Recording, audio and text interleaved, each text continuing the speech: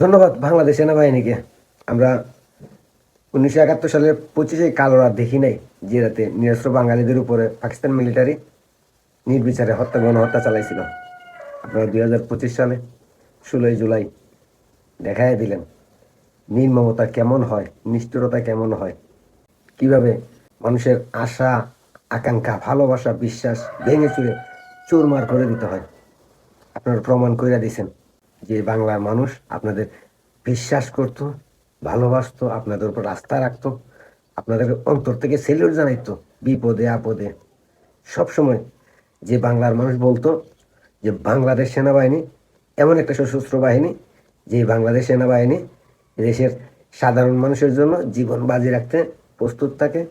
সেই সেনাবাহিনী সেই বাংলার মানুষের উপর গুলি চালাইতে পারে, ভোট দিয়ে পালাইতে পারে, আর বাংলার মানুষের আশা, আকাঙ্ক্ষা, বিশ্বাস, আবেগ নিজের হাতে জ্বালায়া পুরাইয়া শেষ করে দিতে পারে। ধন্যবাদ স্যার আপনাদের। আপনাদের বিশ্বাস করতাম, ভালোবাসতাম, আপনাদের হৃদয়ের মধ্যখানে রেখে আবেগের স্থানে রাখতাম, সেই আবেগ ভেঙে চুরে পুরে ছাই করে দেওয়ার জন্য ধন্যবাদ বাংলাদেশ সেনাবাহিনী। বাংলাদেশ সেনাবাহিনীর প্রত্যেকটা সদস্যকে স্যালুট। আপনারা আমাদেরকে সেই 1971 সালের কালো রাতের দৃশ্য 2025 সালের 16 জুন দেখানোর জন্য, আর আমাদের আশা, আকাঙ্ক্ষা, বিশ্বাসকে ভেঙে চুরে পুড়িয়ে ছাই করে দেওয়ার জন্য ধন্যবাদ স্যার। ধন্যবাদ বাংলাদেশ সেনাবাহিনীকে।